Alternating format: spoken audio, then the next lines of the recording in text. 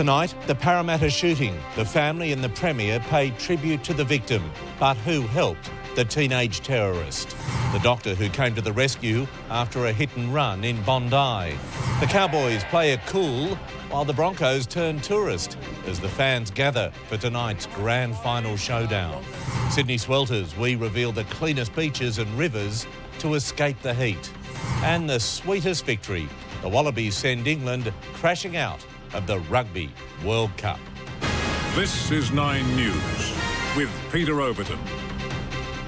Good evening. A kind, gentle and loving man. That's how a devastated family has described Curtis Cheng, the police worker brutally gunned down in Parramatta. Today, as more details emerged about his killer, the big question remains: what could have driven schoolboy Faraj Jabbar to commit such a cold-blooded crime? The only person with all the answers is a dead 15-year-old boy. So it's his family who are fielding the questions about what caused a teenager to commit an act of terror. Sir, can I please just ask you a question? It was so brutal and so very public. Police want to know who was involved in radicalising Faraj Jabbar Khalil Muhammad, or if there was someone he was trying to impress. Neighbours in his North Parramatta street say he never stood out. Like everybody else, surprised. It didn't match the kid what I saw, so more questions than anything else. How does a kid, 15-year-old, get a gun? The Prime Minister and Premier have held a long conference with investigators and Muslim leaders. So we're certainly reaching out to the leaders of the Muslim community, but working with the families at a grassroots local level. The Parramatta Mosque the gunman visited before the shooting has received threats. A statement on their Facebook page says, "We understand that a tragedy occurred. However, that does not give anyone the right to spread hate against Muslims." We have to repeat this message repeatedly again and again, that Islam is a religion of peace. The word Islam itself means peace. The family of Curtis Cheng are grieving in private, but the people of Sydney are making their feelings very public with a small but growing memorial. He is one of my best friends. Yeah, we know him more than 20 years. Last year I was in Martin Place working as well, and saw what happened there, and I just thought, we've got to stop the hate. And reporter Jane Azzopardi is outside police headquarters in Parramatta. Jane, Mr Cheng's family has made a statement this afternoon. Yeah, that's right, Peter. They've thanked people for their condolences, and I'll read part of that statement to you now. It says, "My father was a kind, gentle and loving person. He was humorous, generous of heart and always put his family first. He has set a tremendous example for us as a family. We are deeply saddened and heartbroken that he has been taken from us, but we are truly grateful for the fruitful and happy life he has shared with us." They also spoke about how touched they were by the visits they received from the New South Wales Police Commissioner and the Premier. In fact, Mike Baird and his wife made an unannounced visit here just moments ago to lay their own flowers on this memorial. It is only growing, Peter, and I think it will continue to do so. Tuesday is going to be a very hard day as the workers in this building return to their jobs. Peter? OK, Jane, thank you. A young man is fighting for life after being injured in the Grafton bridge-to-bridge water ski race. The 27-year-old and his teammate were coming third when he suddenly hit a wave and cartwheeled into the water. He's been taken to hospital where he remains in a critical condition. Within the last hour, 2 bushwalkers who went missing overnight in the Blue Mountains have been found. The 50-year-old man and 52-year-old woman set out yesterday morning from Grosvale in Sydney's northwest. They failed to reach their destination 5 hours walk away. A 61-year-old woman is lucky to be alive after a cowardly incident at Bondi. The woman was struck by a car last night. She was left helpless on the road after the driver fled the scene. He's the man you want in an emergency. The head of the ER at one of Sydney's busiest hospitals, Professor Gordian Fulder, was on his way home when he saw the 61-year-old woman lying injured on the road. She obviously had a fracture because she'd been thrown. She'd been hit in the back. The woman was hit while crossing Blair Street with her husband at around 9:30 last night. Witnesses say the driver stopped and reversed before telling them he would return after parking the purple Suzuki. but he never did. Very lucky. When I first got there and asked what happened, the husband was very, very distraught. And I thought, well, our job is also, and our nature is to think the worst. They'd already started ringing the ambulance, so that was good. I knew the cavalry was coming. The woman was rushed here to the emergency department at St Vincent's Hospital, where she underwent treatment for a broken arm. Today, she remains here recovering, while police are continuing to work to identify the driver involved. The car has been reported stolen. The driver now wanted. Erin Willing, 9 News. It's the greatest evening on the NRL calendar, with the Broncos and Cowboys fighting it out tonight for the game's ultimate prize. Ken joined me from ANZ Stadium, and Ken, there's a special buzz surrounding tonight's All-Queensland final. Good evening. Good evening to you, Peter. Yes, it's a terrific atmosphere out here as we build towards this 2015 Grand Final, an all-Queensland affair. And earlier on, the teams did arrive. They obviously ferried here by bus, and there's Jonathan Thurston, the man of the moment. He's won 4 Dally Ms, and Justin Hodges, the captain of the Broncos, a man who was on tenterhooks there for a while. It was doubtful whether he'd play, but he got off on that charge.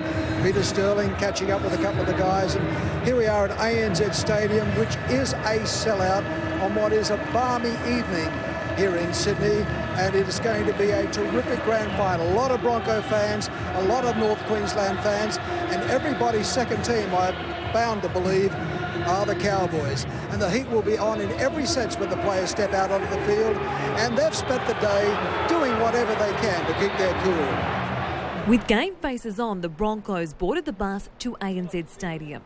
The Cowboys too ready as ever for the All-Queensland final. Earlier, the mood was more relaxed. Ever the fan favourite, Cowboys co-captain Jonathan Thurston spent the morning posing with supporters, regardless of their allegiance. You boys want a photo? He's right. Yeah, get in there, boys. We're all Queenslanders, buddy.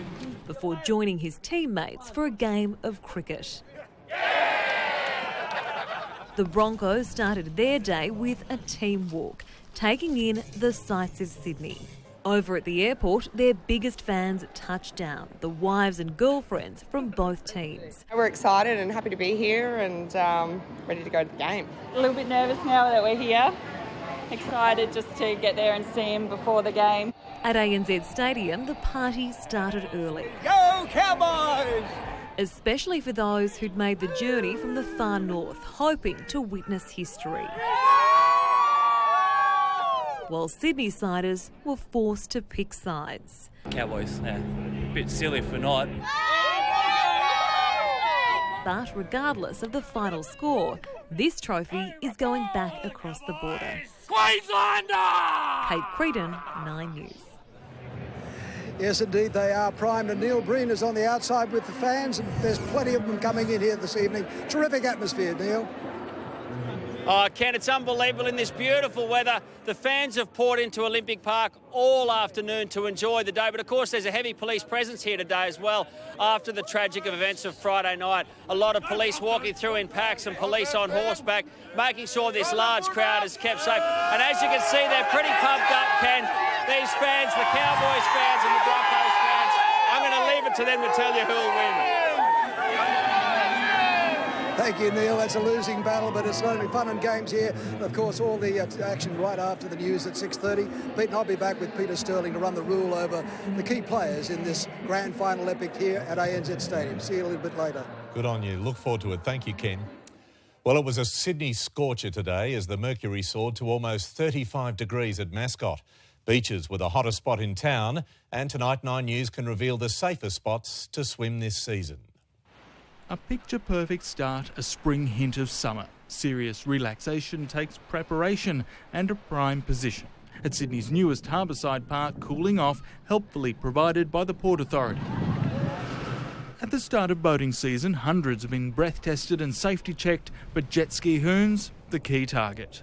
They just don't seem to care about other people in the water or other vessels. On days like this, it's comforting to know that our beaches get a pretty clean bill of health. The latest annual Beach Watch survey shows that 83% of all our beaches rate either very good or good for cleanliness. But when it comes to our ocean beaches, they do even better. 96% get the top results. Best central Sydney beaches include Clovelly, and popular Maroubra, a favourite with snorkelers and swimmers alike. Among the cleanest northern beaches, Palm Beach, Avalon and Dee Why. In the south, Green Hills, Allura and Shelley beaches. It's a accumulation of investment, local councils investing in stormwater drains, state governments investing in sewerage plants and so on. Foreshores Beach near Port Botany is our worst, and it's not hard to see why. Others to avoid, Boat Harbour at Kurnell and more enclosed swimming spots such as Tambourine Bay and Davidson Reserve. Our rivers, Georges, Nepean and Hawkesbury, more hit and miss, largely depending on the weather. But on a hot day, any water will do. Eddie Meyer, 9 News. And of course, Amber will have a full forecast for the rest of the long weekend later in our bulletin. In the news ahead, George Street becomes a no-go zone for buses. How will it affect you? Also, the US accused of breaking international law by bombing a hospital.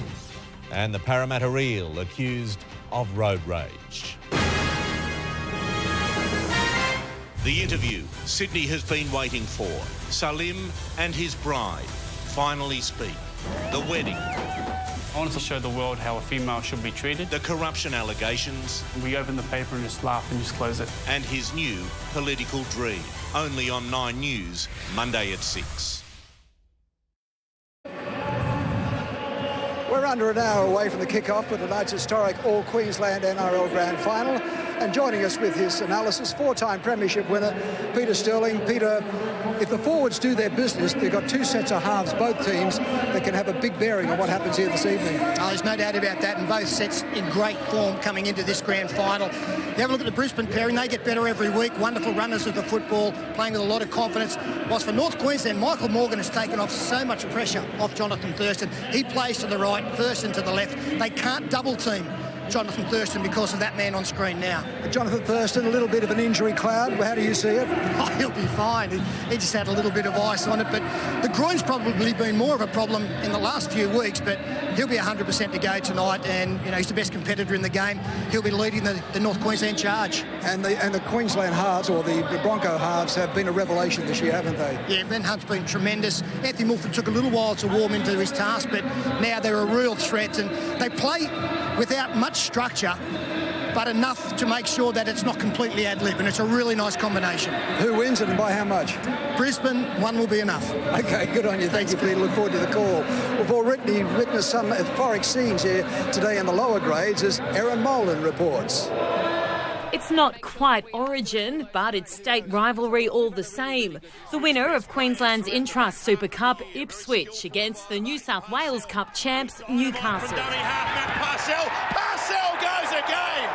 Marmon Barber, little brother of Ben, went the length of the field. The Jets' unconventional style of play, entertaining. They're not afraid to move the ball. Goes away and scores a counter-attacking try. Queensland winning back-to-back state championships, Ipswich 26, the Knights 12. Overwhelming favourites in the Holden Cup, Penrith have always produced gun juniors. Get straight through them, Sonny Luke. Manly's lineup included Tom Trbojevic, who, along with brother Jake, starred in first grade this year. It's fairly obvious why. With his own superstar sibling, Mick, Robert Jennings has also tasted NRL this season, the experience paying off. His Panthers running away with a 34-18 win. Erin Molan, 9 News. After a humiliating Ashes loss, the Wallabies have restored some Aussie pride against England. The host of the Rugby World Cup won't make it past the pool stage after Michael Checker's men scored an emphatic victory at Twickenham this morning. It's official. England is the worst World Cup host in history. Worse. It's over, the match, and England's World Cup. Never before has a host nation failed to reach the quarterfinals. Prince Harry's face summed up the humiliation. Bernard Foley was the catalyst for the Wallabies as they stormed to a famous victory at Twickenham. Foley, little dummy, Foley's going through! Oh, what a score from the fly half! The 5'8" scored 28 points, a record individual tally for an Australian player against our oldest rival. Then it was up to Matt Giddo to put the icing on the cake in the 33-13 win. Australia have dumped the host. out of the competition. Australia through to the quarterfinals. England left to lick its wounds. Oh, absolutely ecstatic. You know, everyone's hurting a bit, but it's that kind of pain when you win games. It's so exciting and you love it. So for the Wallabies, they are now through to a quarter-final, but this is a team that is on a mission. Next up, Wales, before they get through out of the group stages. In London, Tom Steinford, 9 News. Hawthorn fans were chanting for a four-peat at the Hawks Premiership party today.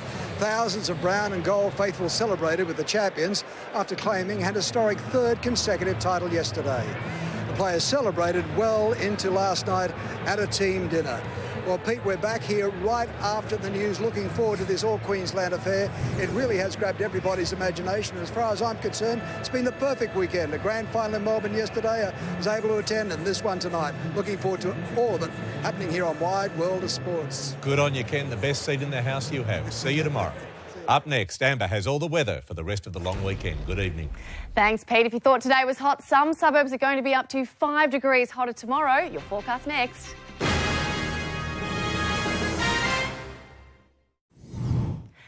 After some early cloud, it was a hot and sunny day with warm northwesterly winds. The city only dropped to 20 degrees last night, our warmest night in 6 months, before peaking at 34 degrees late this afternoon, which is a staggering 12 degrees above average. After a low of just 12 degrees, it took the west a little longer to warm up, reaching a top of 32 degrees, which is 6 above average. More heat is on the way tomorrow across New South Wales. We're heading for tops of 33 to 35 degrees right along the coast. Sydney is going to see another hot and sunny day with warm northwesterly winds, bringing a very high fire danger. Penrith heading for a top of 37 degrees, 36 in Liverpool and Blacktown, and 33 degrees for the city. So looking ahead, it will be warm and sunny again on Tuesday, 29 degrees, before we see a southerly change on Wednesday, dropping temperatures right back a top of 23. In our west, though, it will be another day of extreme heat on Tuesday, reaching 37 degrees, before finally cooling back down on Wednesday with a top of 26, Pete. Amber, thank you. That is 9 News for this Sunday. I'm Peter Overton. I hope you have a good evening. From us all, good night.